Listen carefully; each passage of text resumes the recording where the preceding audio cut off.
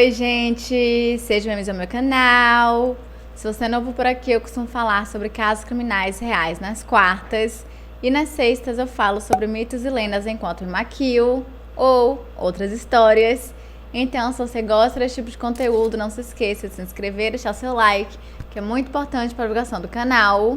E se você tem alguma sugestão de casos criminais, mitos, lendas ou basicamente qualquer tipo de história, é só comentar aqui embaixo que eu anoto tudo e tento trazer o mais rápido possível. E se você caiu nesse vídeo de paraquedas, estamos no meio da semana especial de comemoração dos 100 mil inscritos. E esse é o segundo caso, que novamente é mais um caso insano. Então, chega de blá blá blá e vamos para o caso de hoje.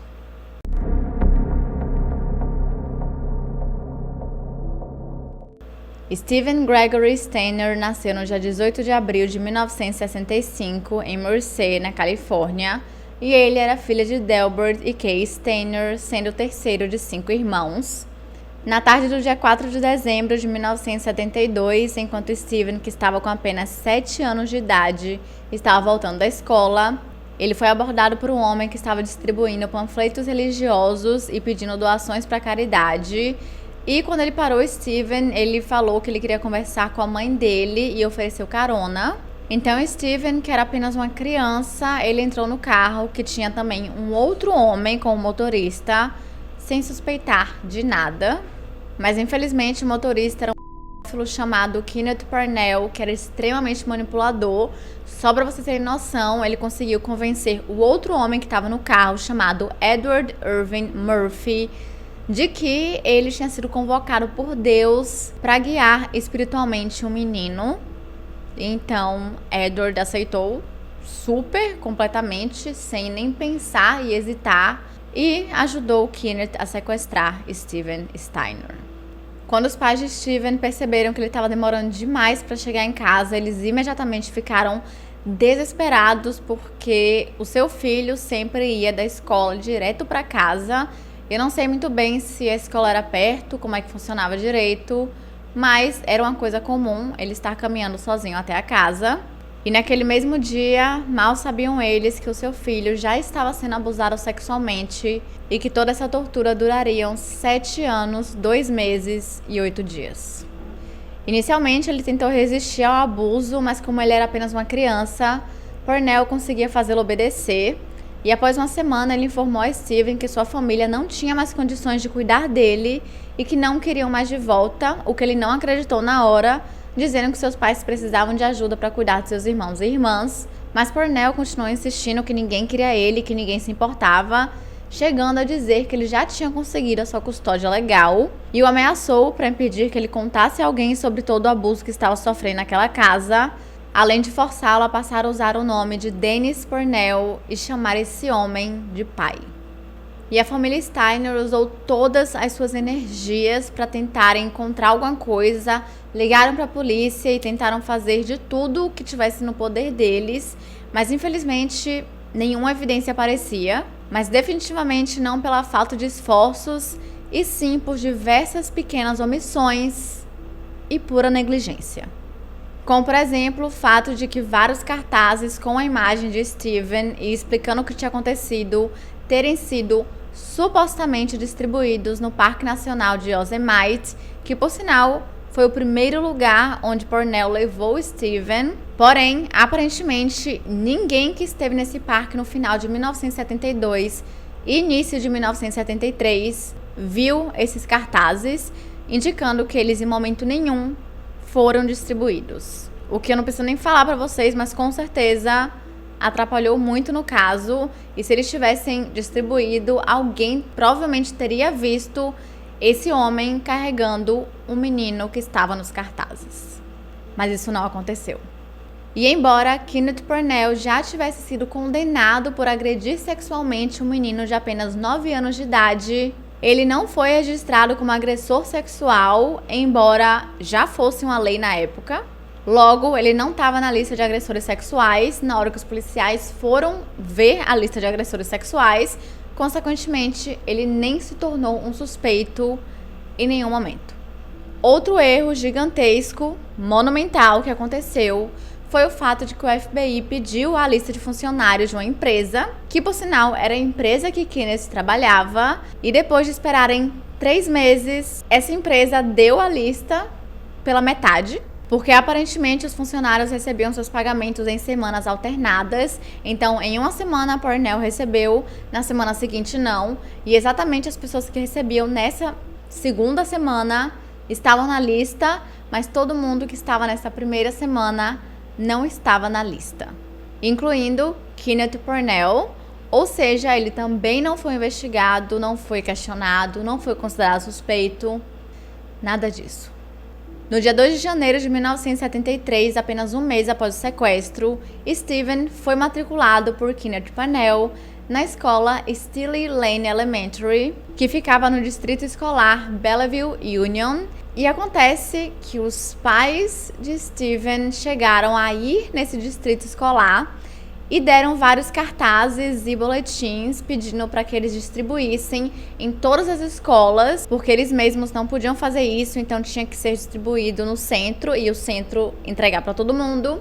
E eles fizeram isso tanto para as pessoas tentarem ajudar a encontrar o filho deles, quanto para as pessoas saberem que tinha um predador infantil à solta. E o distrito escolar fez isso? Não. E a família Steiner só descobriu isso anos depois, e não foi apenas nesse distrito escolar, porque eles entregaram em vários e nenhum distribuiu. Sabe-se lá por quê.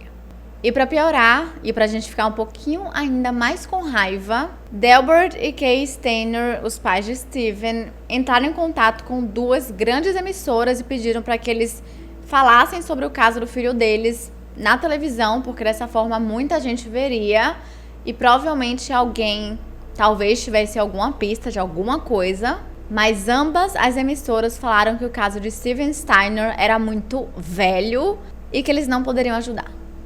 Em 1979, Kenneth Parnell forçou Steven Steiner a convidar um menino chamado Rick para que ele fosse brincar no trailer que eles estavam morando na época.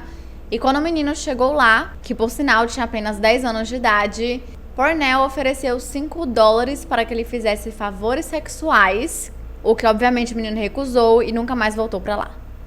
No Dia dos Namorados de 1980, Parnell, junto com um amigo chamado Sean Purman, sequestraram outra criança, dessa vez Timothy White, de apenas 5 anos de idade.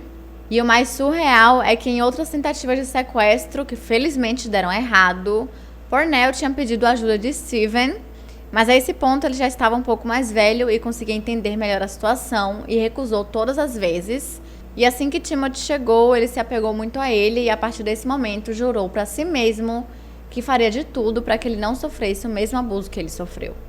E logo no início, acredito que no primeiro dia ainda, Steven, que estava com apenas 14 anos de idade, tentou fugir com Timothy, mas por alguma razão não deu certo. E a partir disso, ele começou a sair da escola mais cedo para chegar em casa antes de Parnell, exatamente para impedir que ele tocasse e abusasse sexualmente de Timothy. E felizmente isso funcionou porque ele nunca tocou um dedo em Timothy White. Ele também tentou fugir com o menino várias vezes e tentar levar ele para casa. E o mais doido é que ele nem estava pensando nele, ele não estava pensando em ele voltar para casa e se salvar. Ele estava pensando apenas em Timothy. Acho que a esse ponto ele meio que tinha perdido as esperanças. Mas em todas as vezes alguma coisa dava errado, ou era o tempo, ou o Parnell decidia não trabalhar naquele dia. Até que no dia 1º de março de 1980, ele conseguiu sair da casa e carregou Timothy até conseguirem pegar uma carona na estrada até a cidade. Inicialmente, ele tentou deixar o menino na casa da babá, mas ninguém estava em casa. Então, ele tentou encontrar a casa dele, mas Timothy não fazia a menor ideia onde ficava e por conta disso, eles foram para a delegacia. Mas Steven se recusou a entrar e ficou esperando lá de fora até que ele conseguisse ter certeza de que Timothy estava bem. Mas quando ele viu Steven indo embora, ele saiu correndo atrás dele e isso chamou a atenção de um policial que decidiu seguir os dois, mas sem chamar muita atenção para não assustá-los, e decidiu pedir ajuda de uma outra unidade policial que estava mais perto, e eles conseguiram pegá-los e levá-los de volta para a delegacia. E lá eles se identificaram e Steven disse que estava sequestrado há mais de 7 anos, porém se recusou a dizer o nome do seu sequestrador, até que os policiais prometeram que iriam ajudá-lo caso ele estivesse doente. E quando Kenneth Parnell foi preso, o próprio Steven teve que identificá-lo cara a cara. Acredito que naquela época ainda não tinha um modo de identificação que tem hoje em dia, que geralmente são 2 salas divididas por um vidro, onde os agressores não conseguem ver a pessoa que está identificando, mas ela sim. Então ele teve que fazer desse jeito, que deve ter sido extremamente traumático. Em seguida, Timothy foi devolvido para sua família e enquanto Steven estava a caminho da sua casa, ele ficava perguntando se o seu pai estava bem, porque aparentemente Delbert havia sofrido um acidente em 1970 e desmaiou na frente de Steven, e ele pensou que ele tinha sofrido um ataque cardíaco, e durante os 7 anos de sequestro, ele ficou pensando se o pai dele estava vivo ou não. Na madrugada do dia 2 de março, ele teve que dar uma declaração, mas ele disse que não sabia o seu sobrenome, nem sua data de nascimento, e disse apenas que sabia que o seu nome era Steven. Quando os policiais o levaram para casa em Merced, eles disseram que tiveram que abaixar os vidros para arejar o carro, porque Steven estava cheirando muito mal, considerando a falta de higiene pessoal que ele teve durante todos esses anos e as más condições que vivia. E após o seu retorno, veio à tona que Parnell tinha um livro de leis e que nas margens desse livro tinham várias defesas para 4 tipos de crime: roubo, sequestro e assassinato. Mas de todos esses, o único crime que ele não foi acusado foi de assassinato. Porém, de acordo com seu cúmplice, Sean Purman, ele disse que alguns anos atrás, Parnell forçou a enterrar um casal de crianças. E supostamente ele já havia cavado uma cova para o próprio Steven, porque ele queria Timothy meio que para substituir o seu lugar, e então eles dois fugiriam. Além do fato de que Parnell e Steven estavam no condado de Mendocino na época em que 2 crianças foram encontradas em 2 covas rasas, e bem na época em que o caso foi publicado no jornal, os dois se mudaram. Coincidência? Acho que não. E anos depois, quando ele foi questionado sobre isso, ele disse que sabia quem tinha matado essas crianças, mas que ele não se lembrava o nome do cara. Então, antes de falarmos sobre o julgamento, vamos falar um pouco sobre quem era Kenneth Parnell e o porquê ele nem deveria estar solto na época do sequestro. Kenneth Eugene Parnell nasceu em 1931 em Amarillo, no Texas, e desde criança ele já demonstrava alguns sinais de que alguma coisa estava bem errada e que ele precisava de ajuda médica. Aos 5 anos de idade, ele arrancou 4 de seus dentes com um alicate e nos anos seguintes tentou se ferir e se cegar em diversas ocasiões.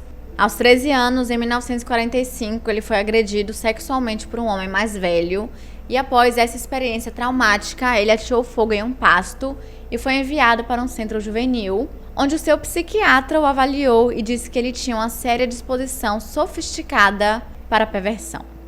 No ano seguinte, ele roubou um carro e então foi preso e enviado para uma instalação residencial para criminosos do sexo masculino. Em 1948, aos 16 anos de idade, ele foi preso novamente, dessa vez por praticar atos sexuais em público. 2 meses depois, ele roubou outro carro e então foi enviado para uma das instalações da Autoridade Juvenil de Lancaster, de onde, algumas semanas depois, ele escapou e, de acordo com ele, ele fugiu porque ele queria perseguir um outro menino que ele tinha achado atraente. Depois disso, ele ficou livre por alguns dias até ser preso novamente e enviado para a prisão do condado de Kern, onde tentou tirar sua própria vida. Nisso, ele foi enviado para um hospital psiquiátrico para que ele fosse tratado, mas ele fugiu do hospital psiquiátrico e voltou a perseguir o pobre do coitado do menino que ele tinha criado a obsessão. E quando ele foi preso, pela milionésima vez, ele foi mantido lá até os seus 17 anos de idade. Em 1951, aos 19 anos de idade, foi quando ele foi condenado pela agressão sexual do menino de 9 anos de idade. E, no julgamento, ele ainda confessou que ele sentiu uma vontade gigantesca de estrangular a criança durante o ato. Parnell, então, foi oficialmente diagnosticado como psicopata sexual e foi enviado para um hospital psiquiátrico, de onde ele fugiu e foi preso novamente. E dessa vez, por algum motivo, ele foi enviado para uma prisão de segurança mínima. Depois ele foi transferido para uma segurança média E por último, ele foi transferido para uma prisão de segurança máxima, devido ao fato de que acreditavam que ele era um perigo para os outros por conta de seus antecedentes criminais e o tipo de crime que ele havia feito. Ele então cumpriu apenas 3 anos na prisão de San Quentin e ele foi solto em liberdade condicional, mas ele tinha uma condição. Ele deveria receber tratamento psiquiátrico durante a liberdade condicional, o que obviamente ele não fez. No ano seguinte, ele violou a sua condicional, foi preso, ficou 3 meses e foi liberado de novo. Por quê? Em 1960, ele atacou um posto de gasolina em Salt Lake City sob a mira de uma arma e foi condenado, sendo liberado em 1967 sob a condição de nunca mais entrar em Utah. Mais tarde, ele se casou 2 vezes, apesar de afirmar ter se casado 3, mas não existem registros de um terceiro casamento, e antes de sequestrar Steven Steiner, ele tinha 2 filhos.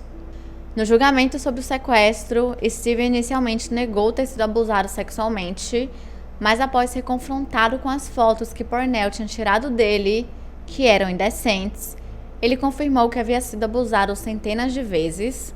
Porém, essas fotos foram posteriormente desconsideradas como prova no tribunal, devido ao fato de que a busca na propriedade de Pornell foi conduzida de forma inadequada.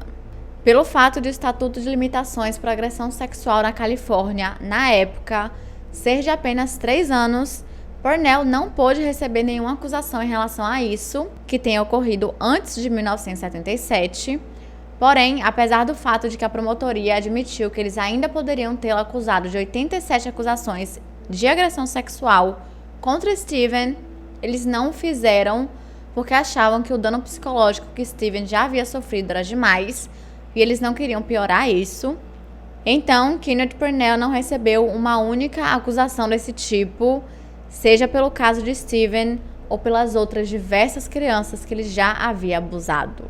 Inicialmente, foi difícil até acusá-lo de sequestro, porque Steven tinha sido sequestrado em 1972 e o Estatuto de Limitações para isso também era de apenas 3 anos na Califórnia. Mas depois de conseguirem comprovar que o caso de Steven havia sido contínuo durante todo esse tempo e que não tinha começado em 1972, parado e pronto, e sim que durou 7 anos, eles conseguiram finalmente acusá-lo, porém apenas de sequestro de 2º grau, porque o sequestro de 1º grau envolve pedido de recompensa e lesão corporal. E pasmem, a lei da Califórnia naquela época ainda não considerava agressão sexual como uma lesão corporal. No tribunal, Pornell ainda teve a cara de pau de dizer que ele não havia sequestrado Timothy White e que, na verdade, ele havia sido chantageado, sabe-se por lá quem, e ainda disse que Timothy havia sido hipnotizado para dar o seu testemunho e que Steven nem se lembrava direito das coisas. E esse caso é aquele tipo de caso que, em vez de ir melhorando aos poucos, ele vai piorando, porque Kenneth Pornell recebeu 7 anos pelo sequestro de Timothy White, mas ele recebeu apenas 20 fucking meses pelo sequestro de Steven Steiner, que durou 7 anos. Eu vou repetir isso sim várias vezes. E isso porque, novamente, de acordo com a lei da Califórnia naquela época, as sentenças tinham que ser combinadas para que elas não ultrapassassem a sentença máxima. Então, pelos 2 sequestros, ele recebeu apenas 8 anos e 8 meses. Quando Steven voltou para casa, ele continuou sofrendo bastante. Ele chegou a ser provocado na escola pelo abuso sexual que ele sofreu e foi tão pesado que ele acabou desistindo e abandonando a escola.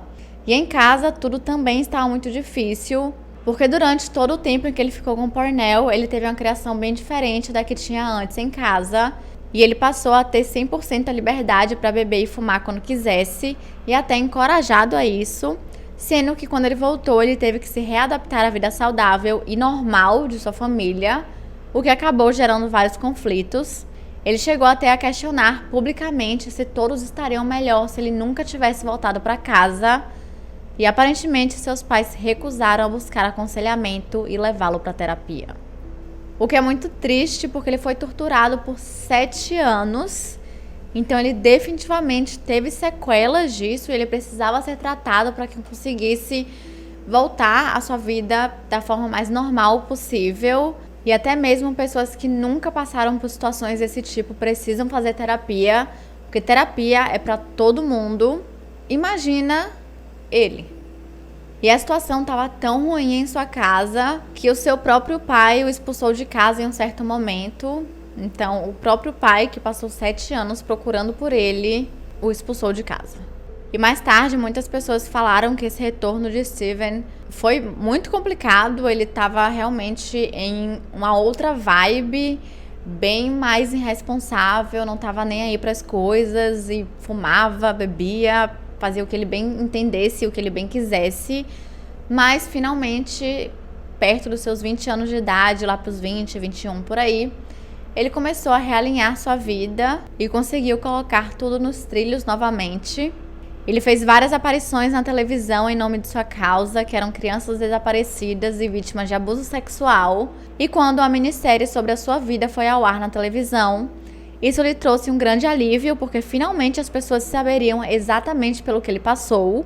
Mais tarde, ele se estabeleceu, se casou com uma mulher chamada Jodie Edmondson e teve 2 filhos, chamados Ashley e Steven Jr., além de ter aspirações de trabalhar na aplicação da lei algum dia, e aparentemente estava até fazendo alguns cursos e se especializando. Mas infelizmente, no dia 16 de setembro de 1989, enquanto estava voltando para casa em sua moto, e sem capacete, porque apenas 3 dias antes alguém havia roubado, ele foi morto em um acidente com apenas 24 anos de idade. E sua esposa ficou furiosa quando soube que o motorista simplesmente deixou seu marido morrer no meio da rua, sem chamar ambulância nem nada do tipo, e pelo fato de que ele foi punido apenas com 3 meses de prisão e uma multa de $100. E Steven ficou conhecido por ser um herói, principalmente porque ele conseguiu salvar Timothy e impedir que ele tivesse tanto trauma quanto ele teve. E foi até feita uma estátua dos dois. Eu vou ver se eu acho a foto e coloco na tela para vocês verem. E enquanto isso, Kenneth Parnell foi endemonizado com toda a razão. E as pessoas queriam o seu sangue. Tava todo mundo realmente com muita raiva. E foi então que pouco tempo depois foi liberado a público que ele já havia abusado sexualmente de uma outra criança. E então, obviamente, ele recebeu uma pena maior e foi condenado à prisão perpétua. Certo? Errado. Ele recebeu 7 anos de prisão por diversos sequestros e diversos abusos sexuais. E por conta do seu ótimo comportamento na prisão, ele foi solto após 5 anos. Eu já falei isso em um caso pra vocês, que foi o caso da Samantha Knight, que ela também foi uma vítima de um predador infantil, que é óbvio que um pedófilo vai se comportar na prisão, porque o seu tipo de vítima não está dentro da prisão.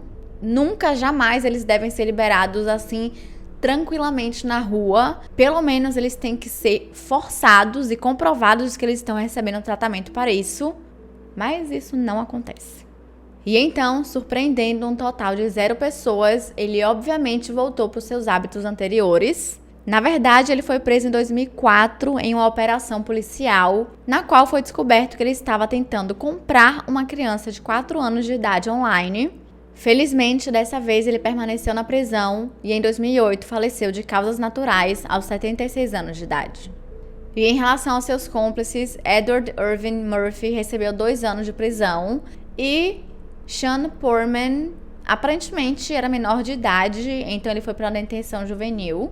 Enquanto uma mulher chamada Bárbara Matias, que aparentemente tinha namorado com Parnell e havia abusado sexualmente de Steven, não recebeu nada. Tá livre aí, até hoje.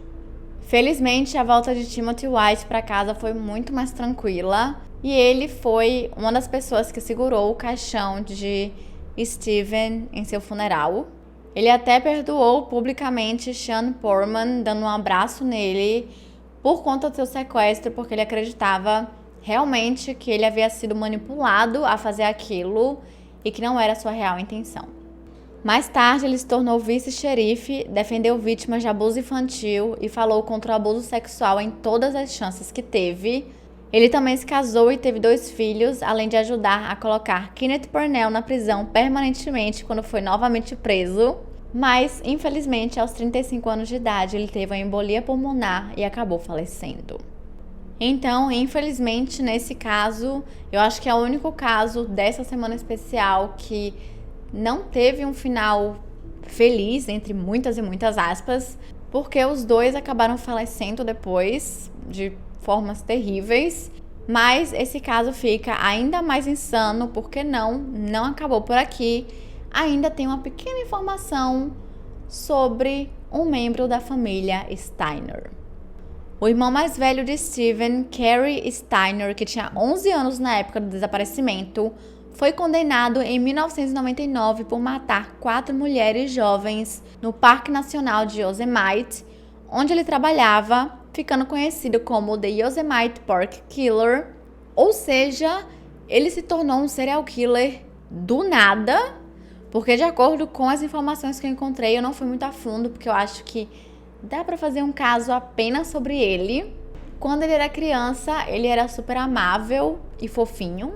Então, o que aconteceu no meio do caminho, não sabemos.